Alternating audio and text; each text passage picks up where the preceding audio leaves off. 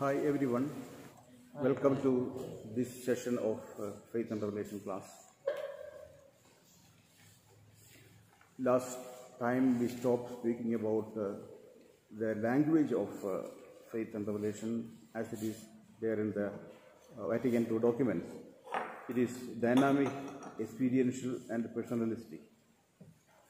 The perspective is no longer dualistic, rather it is united and historical.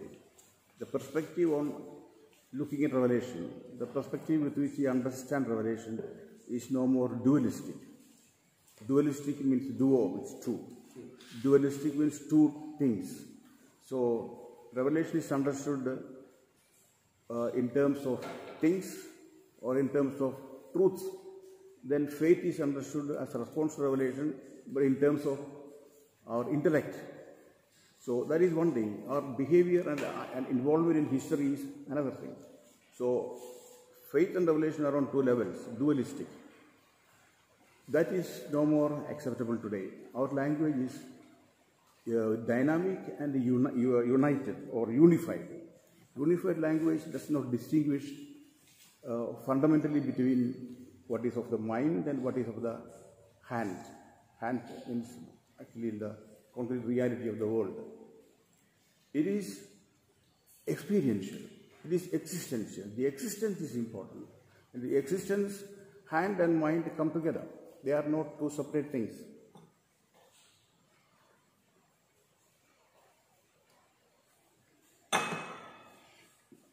So first, what comes first is the experience of the hand or experience of the world.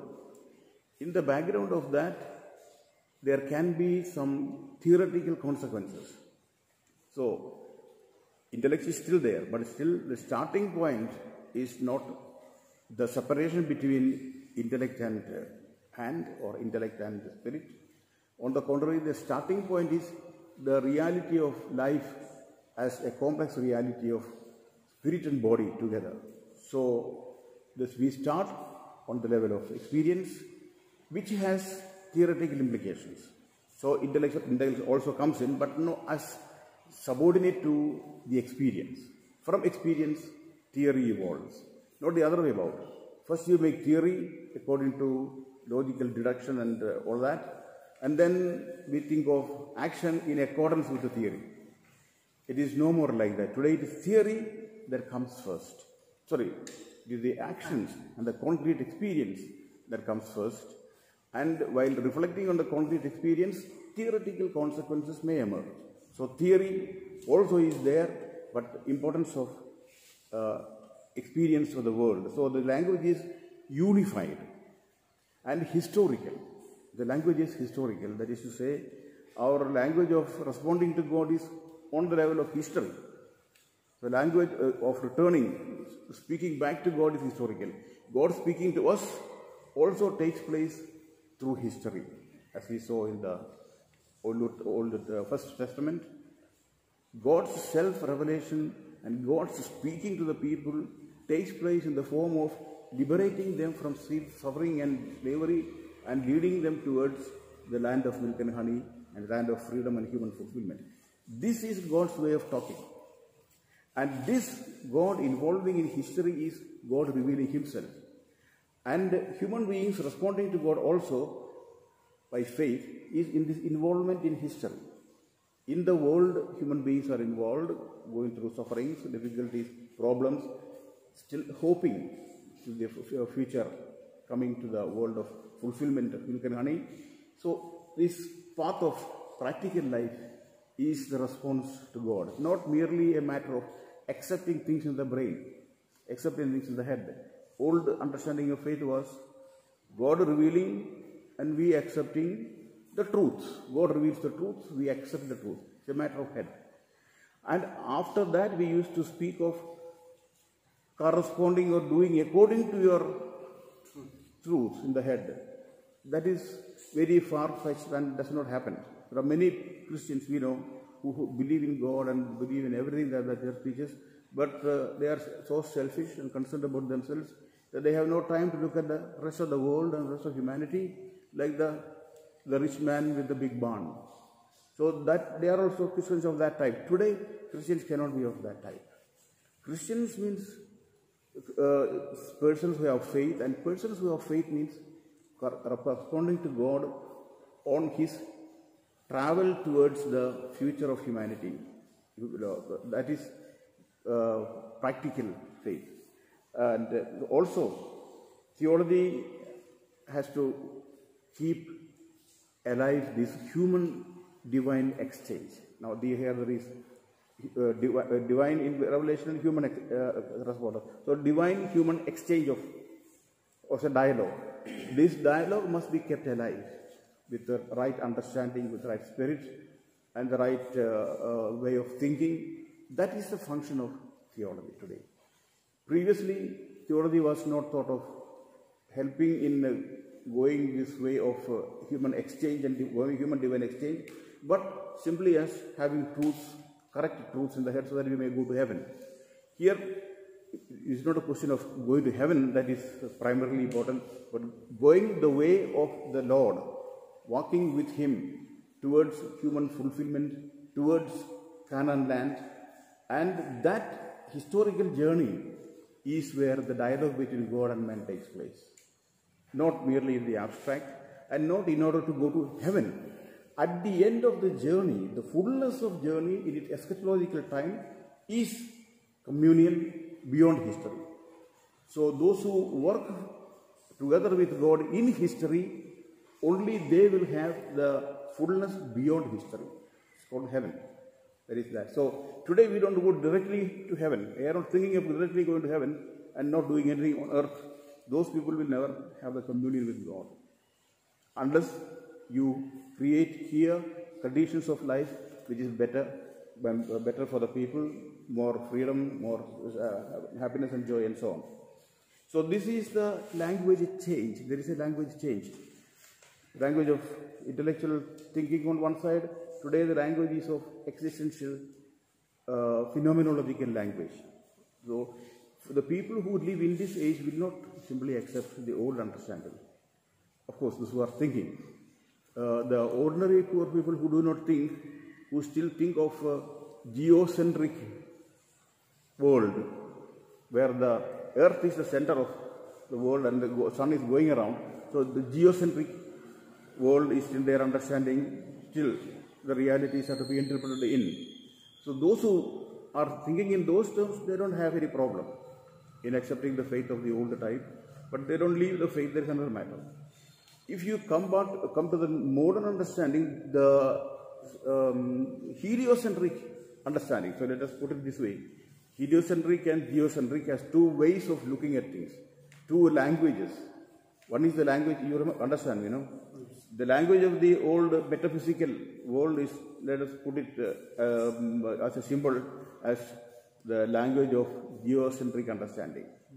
The modern understanding is to be understood in terms of the understanding of the discoveries of the science, advanced and up-to-date understanding.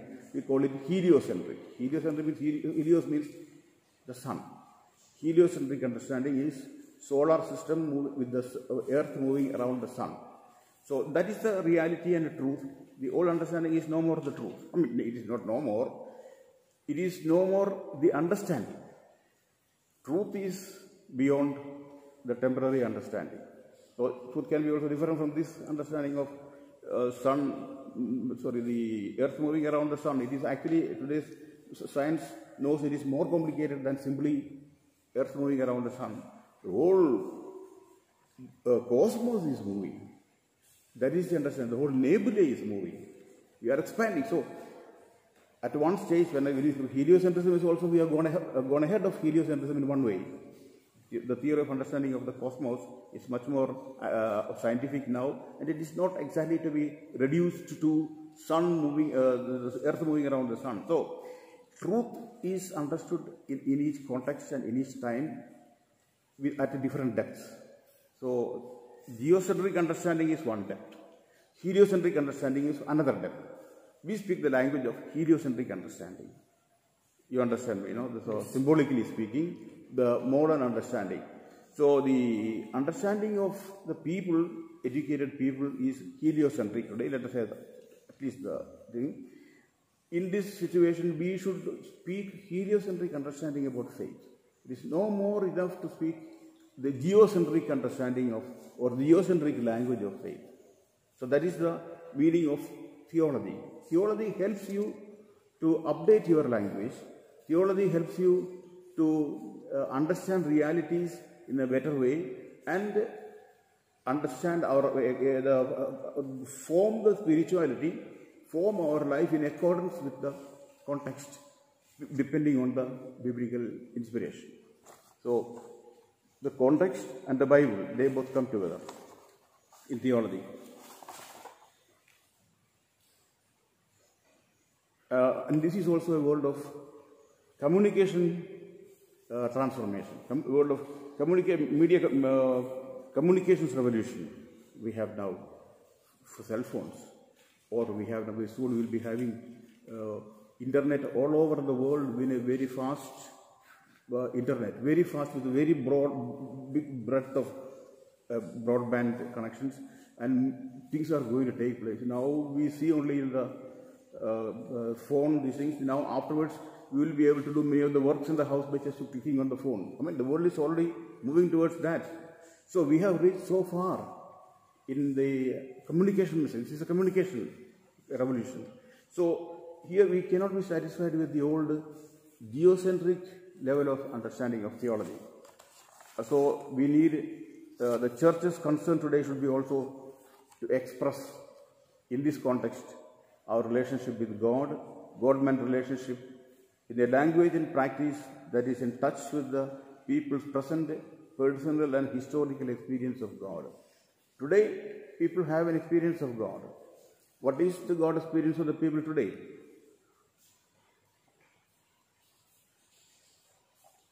Don't identify God experience in terms of individualistic experiences of some wonderful feelings. They are feelings and emotions, and they have the value only so much. Feelings may sometimes help you, sometimes they may not, they may weaken you, all that may be. But people's experience of God, in today's history, it is the people who experience God fundamentally. It is the Israelite people who had God experience, the Jewish people, God taking them away from slavery to freedom. That is the experience where they encountered God. So God experience is God experience for the people. God deals with humans, not with individual humans, but humanity as a collective community. And that is why in the Bible we have the whole people being taken by God towards a new experience. And so God experience is basically community experience, not individualistic experience. Not that individuals may not have. The community experience can reach sometimes its high points in individuals. Prophets and mystics and so on are of that type. So the basic experience of God today is one of abandonment. It looks like God has abandoned the world. It looks like so much injustice is taking place, so much of corruption is taking place, so much of death and inhumanity taking place, all fights taking place, nuclear war still being a big threat, and now Corona. It looks like as if God has turned away from the suffering of the people. So the experience today, God experience is experience of an absent God. There is also God experience. Experience of God as not being present and changing things according to our convenience and according to our desire. For the humanity is going through a slump. The whole economy and the whole world is going through a slump. This is a moment of God experience of humanity. When we go further ahead and then when you look back, you will see that in the clear line of God experience, as in the case of the Jews.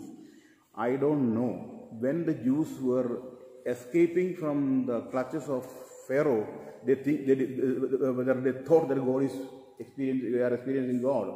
They have no time to think of anything there. They are trying to rush up and go away as early as possible, as fast as possible.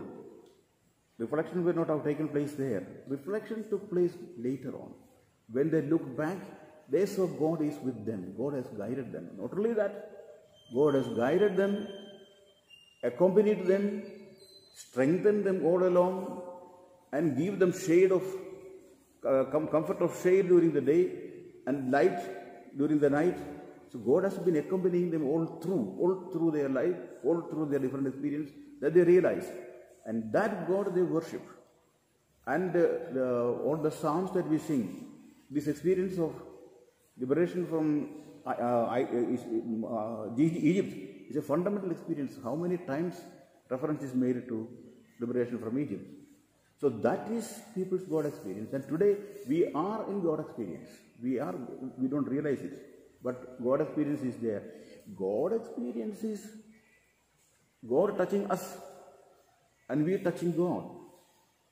And God is doing that now. If you are existing, it is because God is supporting you in His hand. I mean, metaphysically, I'm speaking in terms of figure of speech, of metaphor. God is carrying you in His hand. The moment God withdraws His hand, we will no more be there. God is the ground of being, ground of existence. If you exist, that means God is. Without the ground, no one can stand. Here we have the ground. So, but we don't think of the ground. Do you think of the ground? You are coming all the way, walking, stepping on the ground, and making the ground to vibrate so hard you are walking. But you did not think of ground as supporting your existence, did you? We don't think. Even if we don't think the ground or the earth had an experience, we had an experience of the earth. We don't reflect over it. God experience is taken for granted by us. Only when you reflect over it, we realize God is with us and God is accompanying us. And in this moment of suffering, God is with us. That God has revealed Himself in Christ. Christ, if our kind of thinking were the only thinking of God, Christ should have also played, oh God, please, this suffering, take it away if you can. Or take it, you are all powerful and merciful. Please don't make me go through this suffering. Christ could have prayed. And God should have taken it away as according to the people's categories of understanding of orthodox people. So that God did not do. The God who does, God who loves Christ, loves us. And can we say that God loves us more than God loves Christ? And He did not do it for the sake of Christ. And should He do, when He does not do that, does it mean that God who loved Christ in that situation does not love us? God loves us. God accompanies us. The best way for us to experience God is God accompanying us in our suffering. All the sufferings are not to be eliminated, cannot be eliminated. It is part of our limited human existence. Limitations have got their impact. And God is accompanying us in our limitations and in our sufferings to move towards the future. So that is God of Jesus Christ. And that God, the language of this God, He must speak to the people today. It is not the magician's language. If it is the magician's language, they can surely ask the question, why God does not work His magic? Did God forget His magic? You can surely ask. So, the God to be presented is not the magician's God, but the God according to the historical experience of, historical God experience of people. In this situation, where apparently everything is abandoned by God, there precisely you must find God. And there to find God is to recognize and realize God experience. All other ways are escaping from God experiences if you want, not reflecting enough. So today we have to speak God experience in the language of the people's stature of, or a stage of people's experience. The word and the deed of the church should be such that Christ the Lord is revealed as the goal of human history, the focal point of the longing of all civilizations. All human civilizations and culture long for something. Always there is a longing. The cultures long. I may die in between before reaching the goal. You may die, but our culture, it continues. So we are not to be understood in terms of individuals, but rather than larger reality of community and culture. Culture continues to exist even after we go. And the longing of the culture, it is for peace. The culture, even if I go, my culture longs for peace, eternal joy, fullness of life, where everyone lives like God's children. So, that journey is fulfilled and realized in Christ the risen. So we must be able to speak the language of the faith, language of theology in such a way that the Christ becomes clear as the goal of the longing of all cultures. I mean, we understand it as Christ as the goal of all cultures. Others may not think in those terms, but the fact of reality is Christ, and the reality of Christ as the goal of all cultures, whether they realize it or not. So we should be able to speak theology in this way. He is the center of human race. He is the joy of every heart and answer to all yearnings. This is realized when we live in collaboration with God, in faithfulness to God, in faith. So we come to faith. Up to now we have been speaking about revelation according to the modern categories, and we have also made some reference to faith in between, because faith and revelation go together. So we cannot speak exclusively of faith and understand faith. We have to speak of faith, exclusively of revelation and understand revelation in its fullness. When we speak of revelation, we have to speak of faith. And when we speak of faith, we have to speak of revelation. But then mainly we will be speaking now of faith. As up to now we are speaking mainly of revelation. So, faith, biblically and doctrinal historically. Biblically, Septuagint is the Greek version of the Hebrew Bible. And the New Testament version is written in Greek. Old Testament is written in the Hebrew language. So in the New Testament we have only Greek. So we have to have both by biblical versions, in original Greek, Hebrew and the original Greek. We must have both at the same time to be able to understand more deeply, and so on. And so some words are to be found and researched in the context, Greek context, and the Hebraic context. You have to understand the meaning of that. And the meaning of the word faith in Greek is pistoein. So, pistoein. It can be pronounced pistoein or pistoein. Pistoein is influenced by the German kind of pronunciation. Pistoein is the Greek, English pronunciation, I think. That is the word. What does that word mean? The word means to have confidence, to have faith, to confide, to trust, to establish. These are the meanings of the meanings given to the word pistoein in the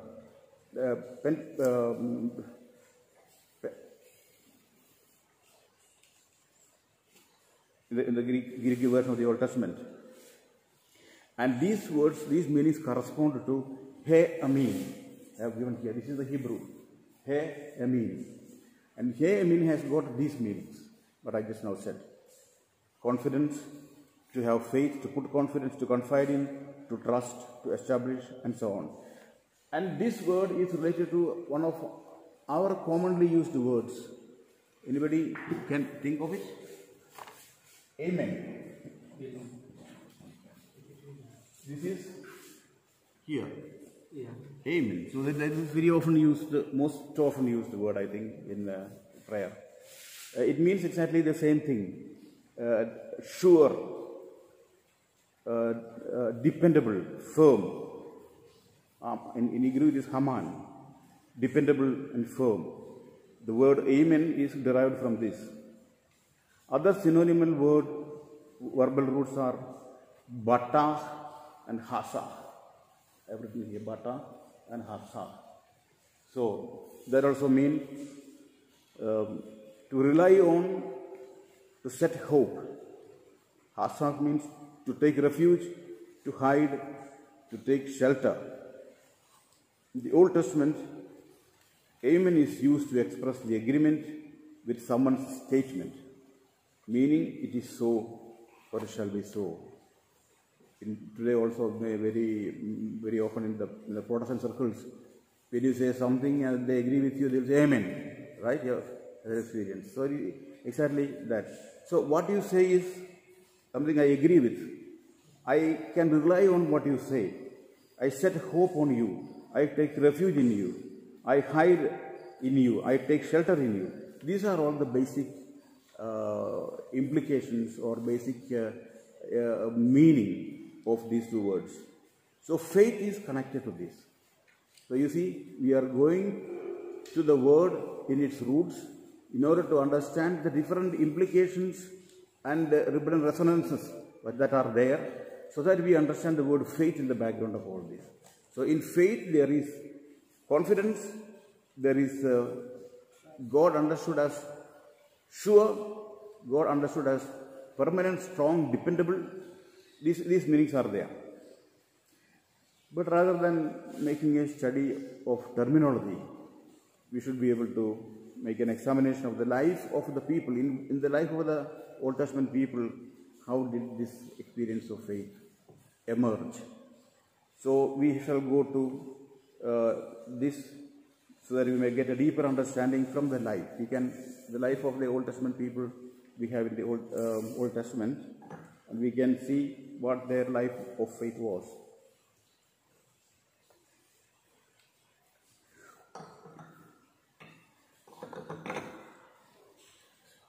The father of faith is Abraham. We'll speak about him after a while.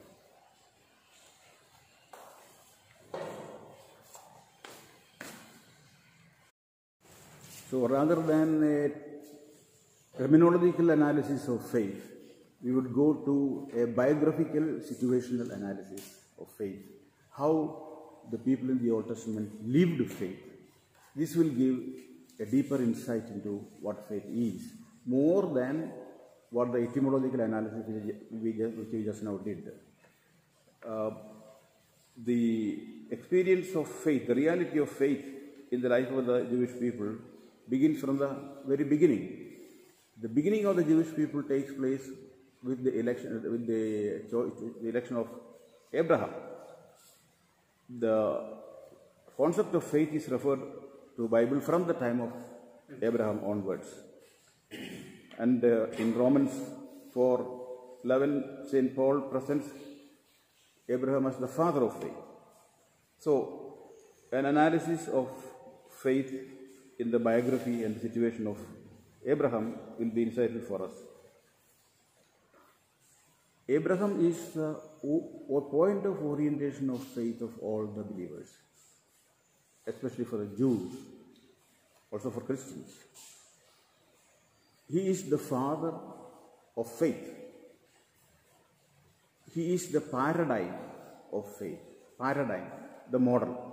How faith is to be lived, you look at him. He is the model, the paradigm.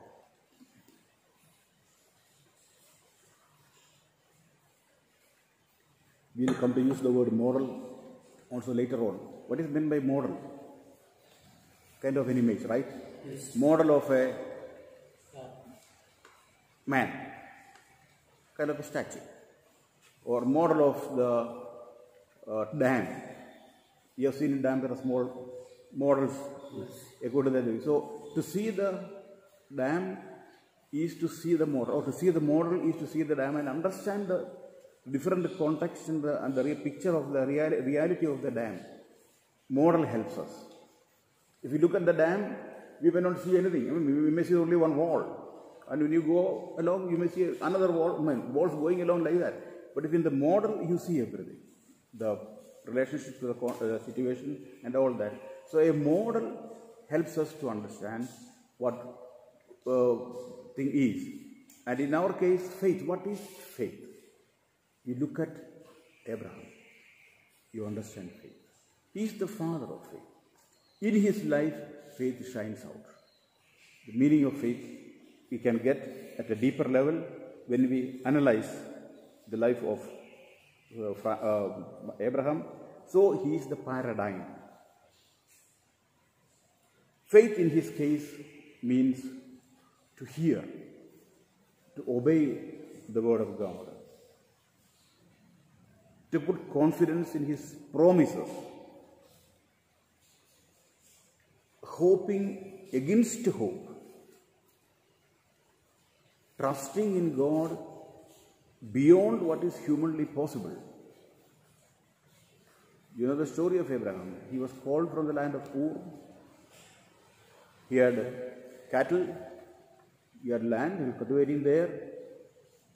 God's word beckons him, go and to the place where I command you. And Abraham does not ask any question. He obeys. Faith is basically in obeying God. God's word, and you respond. Obedience is the response that you make. And he goes, and God had promised him, I will make you a great nation. And that is the promise which God has given. So Abraham is going in the direction of the fulfillment of God's promise. So in the direction he is traveling from place to place, and so on. But his real travel is to the promise God has given. And so on the way, he meets so many events and realities and so on. That is on the way. But the real hope of Abraham is in the final promise of God. And this promise is something special. I will make you a father of a nation. Abraham has not even a child. So many years he has lived with his wife, and he has been almost hopeless about having a child because he is already an old man. And for the people of the old era, old cultures, Mesopotamian culture or Jewish culture or other Hittite culture and all those different cultures, especially in the Mesopotamian culture, a boy is the continuation of your life. You die at a certain age, your life is continued. So eternal life is for them a life of the progeny. And to have a progeny is the fulfillment of man's life. And to have a nation as a progeny, the greatest fulfillment, the most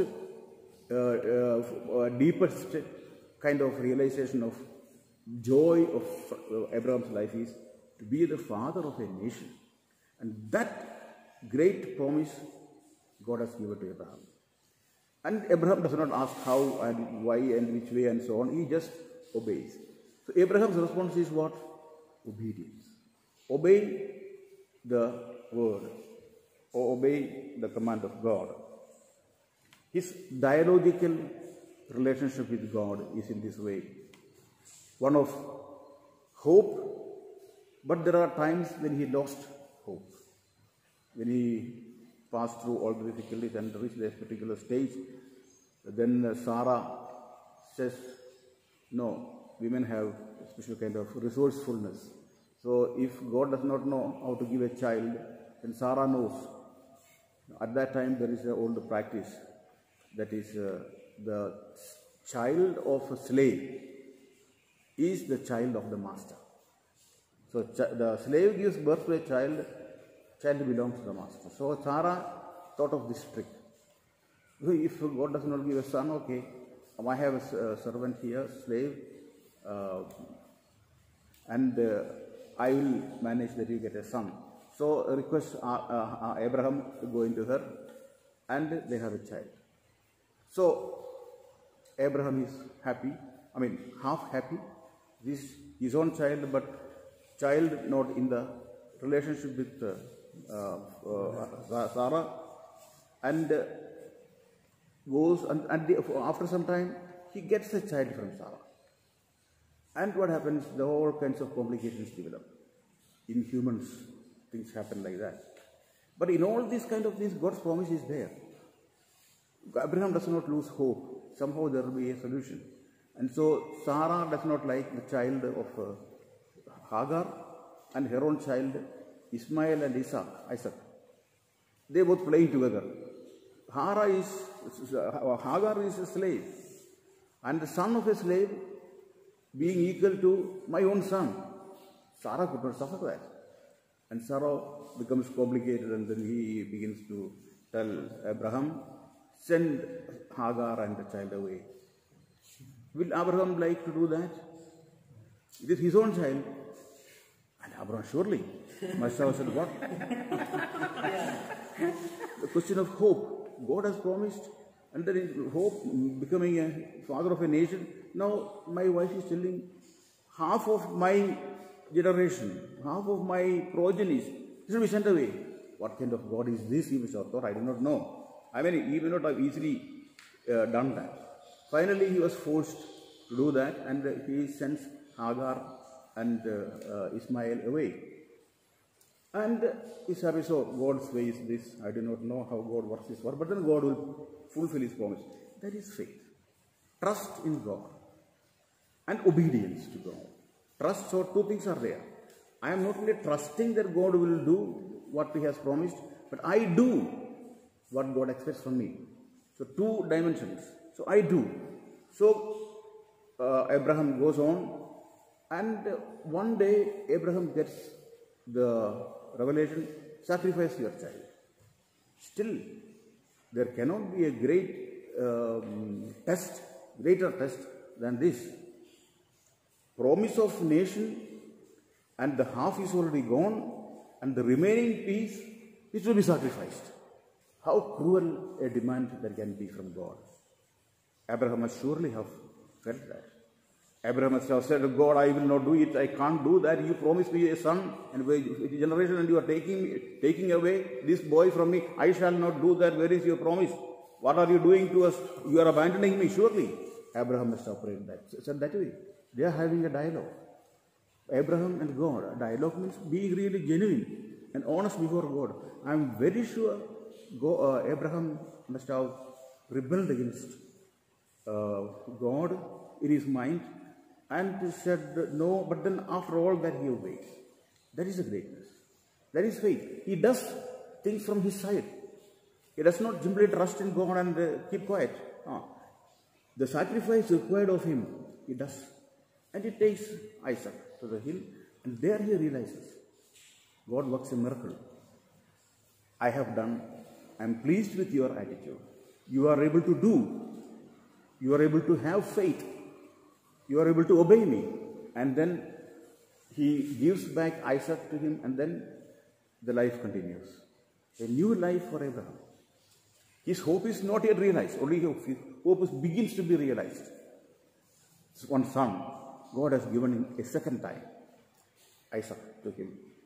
And he is responding to God's will. God has revealed to him God's will.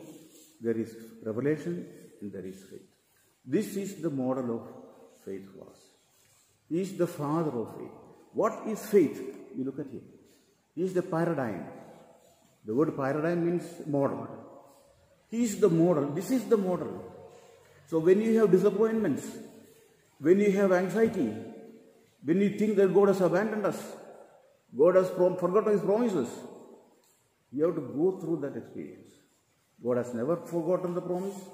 God's promise is firm. He is like a rock. In the Psalms, we think of him as rock. Amin. The Amin means also someone who is firm, and so on. Yeah. Then what about Moses? He is also obeys the God. We will come to Moses just now. Explain Abraham's life analysis. So in his analysis of life of Abraham and his life situation, we see this very clearly. Obedience to God, hope against hope. So today we have to hope against hope. God's promise. But what we see here, millions are dying. Coronavirus, more little thing. And then you pray to God, God doesn't seem to hear. This is the test of faith. What God does is good. And He is promised not to me, but promised the world, promised the whole of reality. I mean, promised the whole cosmos, that He will take it to His fulfillment.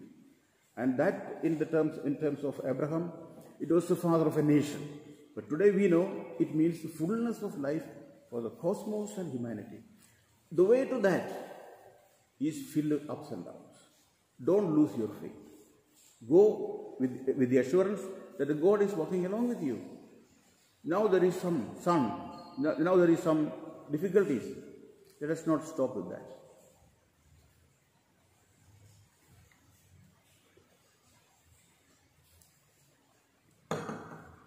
So Abraham goes ahead.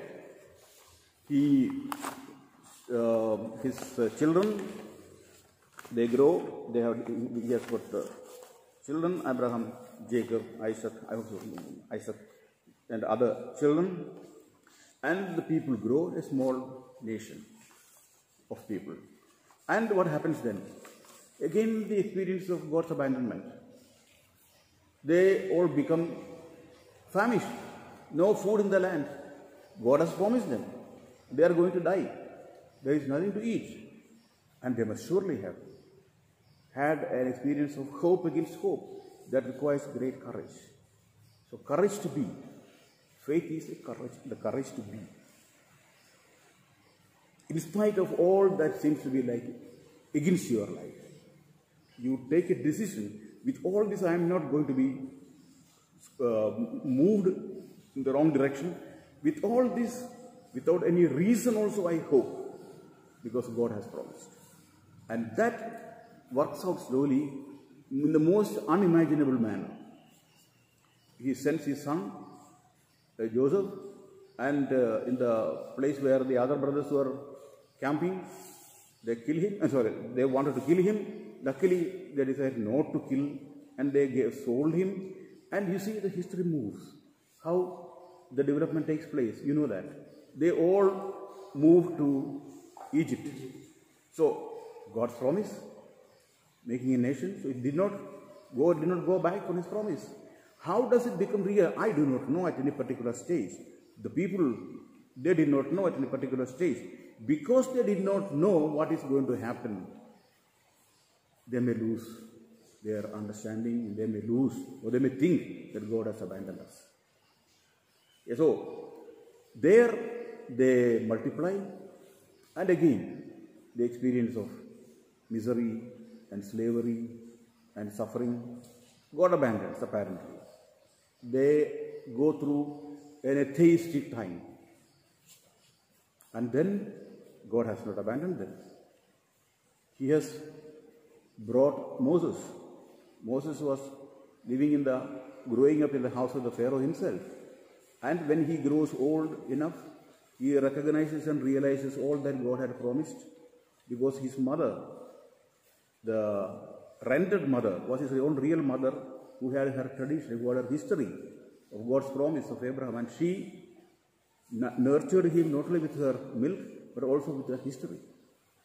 And Moses grows up in the knowledge of this history, and as part of the receivers of the promise.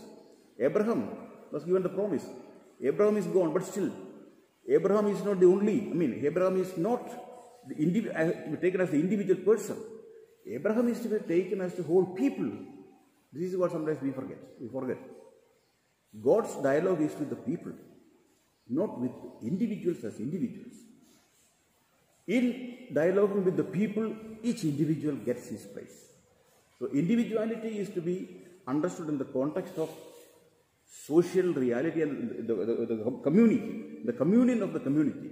In the communion of the community, Moses comes up and he accepts the promise God has given to his father. That is a promise given to him and to his people. And so he becomes an instrument in leading people from the misery to the promised land of Canaan. So the promise is now taken the shape of promised land. From misery to freedom. Promise is taking the shape of greater freedom, greater fullness. But is that the fullness of promise? It's not. God's promise is still larger. God's promise is communion with himself. Larger nation, bigger, he will make him father of a nation, is the language which Abraham understands at that time. See, I will take you into communion with me. If God were to say to Abraham, I don't think he would have understood that.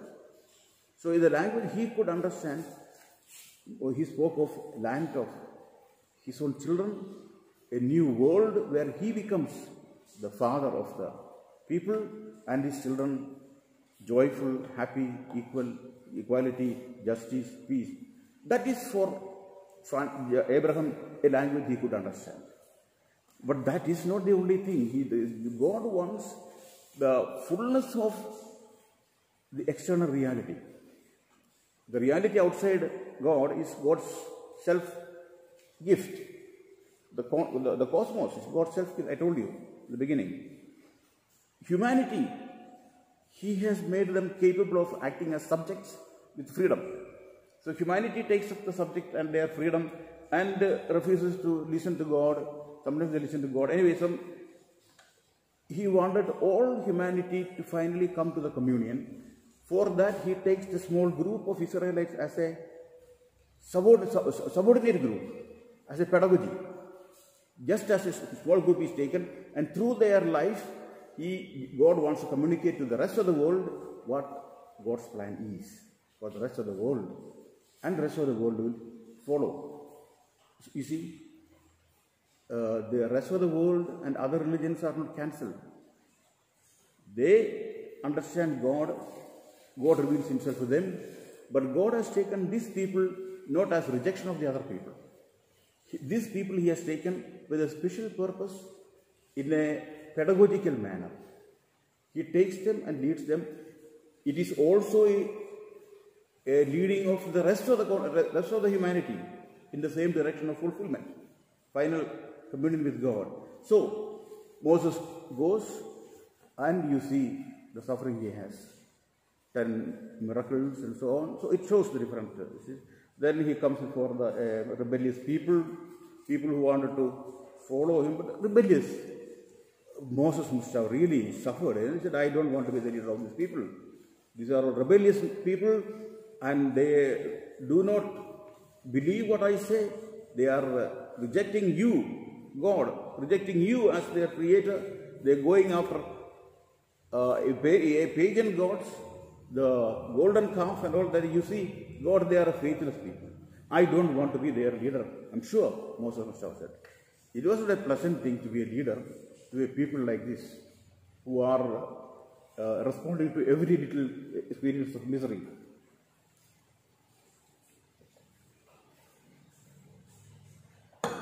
Who are learning only to recognize the Father in all these things. So, in spite of that, Moses obeys.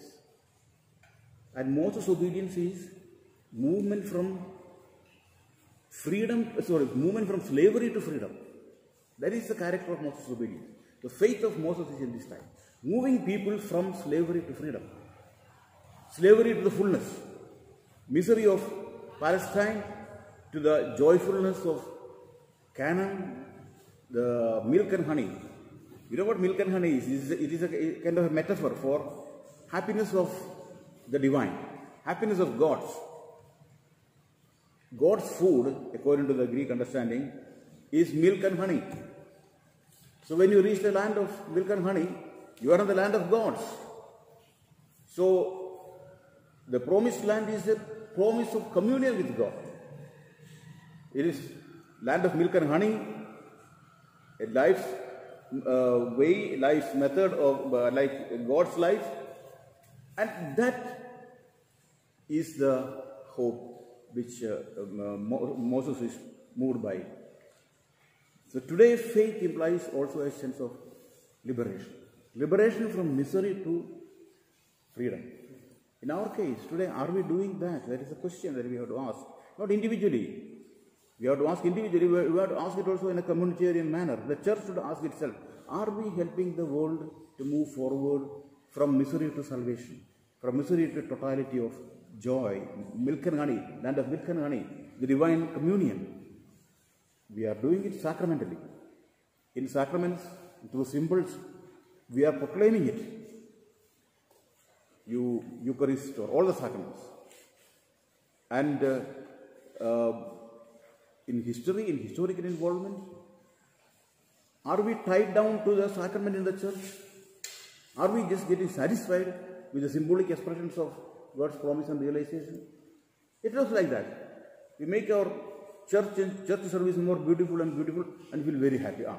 I have done my role in worshipping God. The rest of the thing is, okay, I will do as I like, I want. So we make a dualism. Worship and veneration of God in the chapel, sacred area, then in the secular area, I do what I like. I do all kinds of things to make myself as an individual happy, selfish. Are we doing that now? Is the church? Can we criticize the church in that way? Self-criticism of the church is required. And we are the church. We have to criticize ourselves. We are not doing it now. We should not blame the authority and the hierarchy of the church for this kind of a situation. They are not blamed. They have not told us to do anything in that line. They, on the contrary, the authority structure, the apostolic tradition, the apostolic legacy has enabled us to have the sacraments and the message, the Bible, preaching. It has helped us to live by all these. And so they have done something, the church, as an institutional church, has done something positive to help us with the Word of God and the hope and the movement towards the future. But then we have stopped relation with God in the chapel to some extent, to a great extent. Some people are doing some like that of charity, and we are also doing some kind of charity, institutional kind of thing and so on. But this kind of charity is not the goal that God has promised. What God has promised is fullness of salvation for the whole cosmos. Let us not reduce it to a little bit of charity, which makes my heart happy. I am happy. I have done millions of rupees for helping the people, and I become like a big man there. That is how many people have changed their life. A change and transformation of the world is yet a challenge. And the way the church has to involve in this is still being debated. We have to criticize ourselves whether what we are doing is enough, whether what we are doing as Capuchins is enough, whether what we are doing as the Catholic Church is enough. In what way can we bring about a change? The impact of the church, is it in terms of a change and transformation of the world to a better world? How is the world now structured economically, politically, socially, and so on? How it could be restructured, changed? All those questions should we not ask? We have to ask all these questions. If we run away from these questions, we are running away from faith. Faith is response to God who is taking us to the fullness of salvation. Fullness of milk and honey. And we are asked to do something. And what we do now, we make God our servant and ask God, put our trust in God, put our confidence in God, and ask God to do what we want. With that, we finish our faith. That is definitely not fullness of response to God. We must do what God requires of us. The movement towards the fullness of revelation, like in the case of Abraham, he had moments of disappointment and distrust. He overcame that, kept on the movement. Same with Moses, he kept on moving. And today we are challenged to keep on moving. Today faith means this. Faith means not only obeying God, but obeying God as a response to His plan and movement in the direction of the future that requires self-criticism for us. Are we measuring up to the standard that God wants us to be in? That is a question that you have to ask. So, in Moses we see the meaning of faith, the situational analysis of Moses. Other example of faith is perhaps in the Old Testament. We can think of the prophets. responded to God. They heard the word of God in a very clear manner. In the case of Abraham, in the case of Moses, as the Bible narrates only once, I mean, not one, in the case of Moses more often, but still one big event is their basic experience of God. In the case of prophets, regularly, very regularly, they hear the word of God, and they make their life in conformity with God and do what God wants them to do. And so we have prophets who challenge the people, prophets who criticize, through which the community criticizes itself. The community is called faithless community, prostitute community. All kinds of bad words are spoken of about the Israelite nation by the prophets, scolding the people, criticizing them, denouncing them, but with love, so that the people may turn in their response to God in a positive manner and move forward, creating, as they move, already communities of love, communities of sharing, and the communion which they want with God. God wants people to have that, but at times they are failures, and God corrects them by criticizing them. So at a particular period, especially at a period when equality and justice and were not very much visible in the society, at that time came the prophets. Prophets came at the time of the kings. Until then, there were no prophets. In the Israelite land, in the promised land, there were judges, no kings. People wanted judges, and people wanted kings, and the time of the second or another rebellion against God begins with kings and kingly power, and today we have capitalist power, things like that. So, one way of expressing our hopelessness, our lack of faith,